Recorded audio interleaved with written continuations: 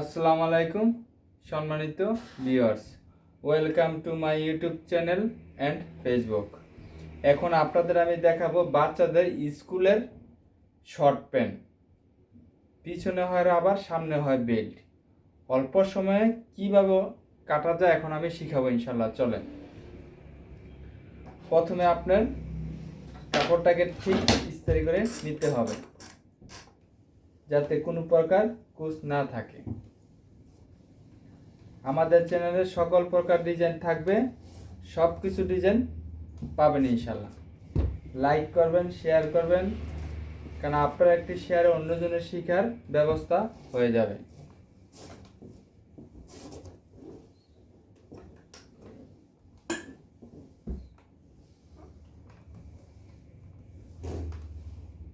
এটা হচ্ছে একটা স্কুলের বাচ্চাদের শর্ট প্যান্ট।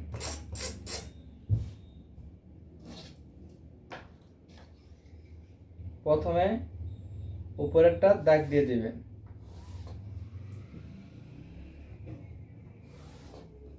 এটা হচ্ছে কাটবো, এখানে লম্বা রাখবো, কেন এটা হচ্ছে রাবার প্যান্ট, তার জন্য শেপ দেওয়া অতটা জরুরি না।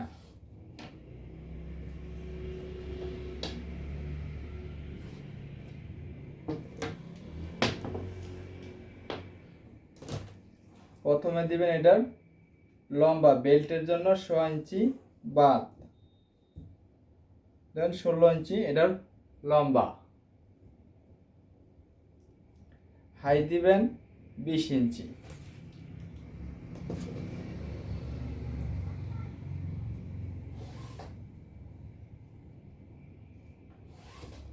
এটা রাখা হয়েছে ওভার কাপড়।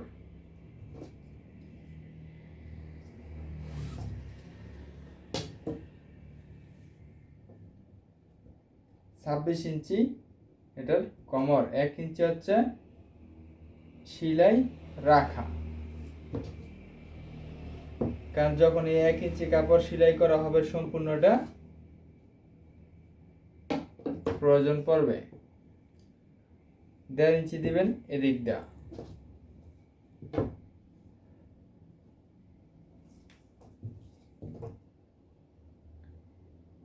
ষোলো ইঞ্চি পাও বা মুহুরি,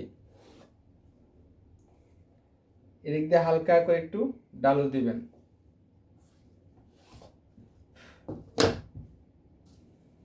সুন্দর করে এটা হালকা করে দিবেন। এই হয়ে গেল আমাদের প্রথম পার্ট। প্রথমে লম্বা নেবেন, তারপরে কমর নেবেন, যে পরিমাণ সেলাইয়ের জন্য কাপড় প্রয়োজন সেই পরিমাণ নেবেন, অর্থাৎ 1 থেকে 16 ইঞ্চি দিলেই হয়ে যাবে। রান নেবেন। এরপর যখন আপনি ইমাপটা দিবেন হিপেরটা চলে আসবে, যেহেতু এটা লুজ প্যান্ট, কিছুটা লুজের প্রয়োজন আছে। এখন আমরা কেটে নিব।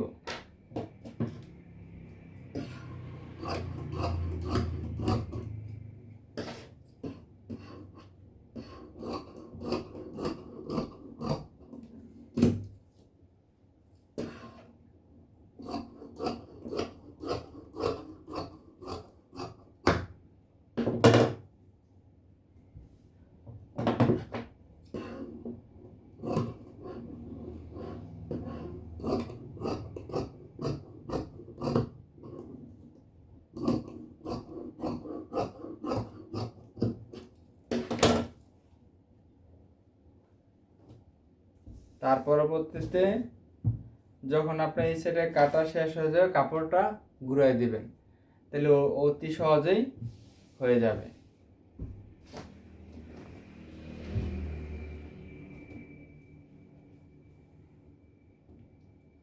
ঠিক এভাবে বসাই দিবেন। দেওয়ার পরে খেয়াল রাখতে হবে, যেহেতু এর মধ্যে একটা হিসাব আছে, আপনি যখন বেল্ট ফিট করবেন এখানে আসবে, পিছনে যখন রাবার দিবেন তখন কিন্তু রাবারের আবার কাপড় লাগবে, ওই কাপড়টা এখানে রাখতে হবে। প্রথমে ঠিক এটাকে দিবেন, যেহেতু এটার পিছনে রাবার আছে সেজন্য পিছনে আবার কাপড় রাখতে হবে, কারণ রাবার যখন ফিট করা হবে এটা এমনিতেই ছোট হয়ে যাবে। তাহলে এখান থেকে আপনি কমপক্ষে 4 ইঞ্চি কাপড় রাখবেন।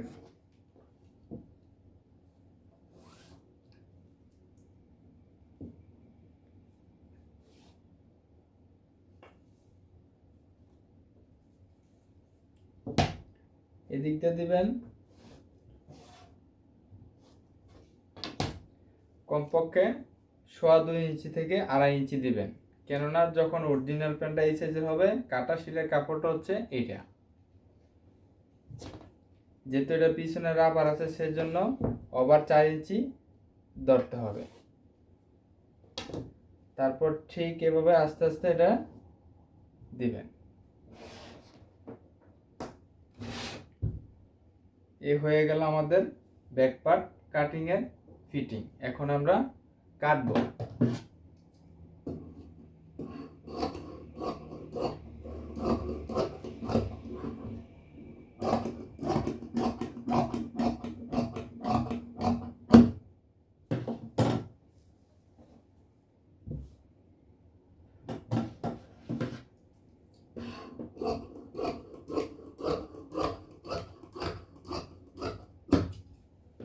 এ হচ্ছে আপনার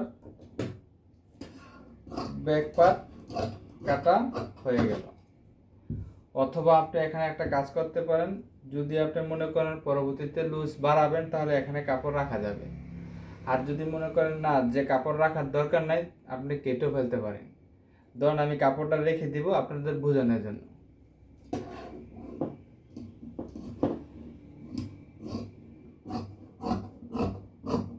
ঠিক আমি রেখে দিলাম, পরবর্তীতে প্রয়োজন পড়লে এখানে বাড়াইতে পারবো। আবারও জিনিসটা আমি বলছি, যখন আপনারা আবার ফিট করবেন বেল্ট কি পরিমাণ হবে, বেল্টকে রেখে পরবর্তীতে আবার কাপড়টা ধরতে হবে, কেননা যখন এটা ফোল্ড হবে যাতে ওইটার সাথে এটা একইভাবে ফিট হয়ে যায়। তাই পরবর্তী ভিডিওতে আমি প্যান্টটা সেলাই করায় আপনাদের আমি দেখাবো। ভিডিওটি শেয়ার করবেন, লাইক করবেন, কারণ আপনার একটি শেয়ারে অন্যজনের শেখার ব্যবস্থা হয়ে যাবে। তারপর লাগবে আপনার প্যান্টের জন্য যেমন পকেটের দাঁতি আছে, ডায়নাবার হিসাব আছে, বেল্টের হিসাব আছে, ওই কাপড়গুলো কাটতে হবে। আমি আপনাদের কিছু কেটে দেখাচ্ছি। ধরেন এটা দিব প্যান্টের ভিতরে, এটাকে দিব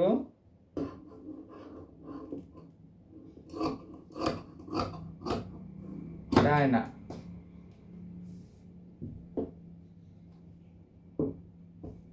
এটাকে দিব বায়া। এই উপকরণটি লাগবে প্যান্টটা সেলাই করতে হলে।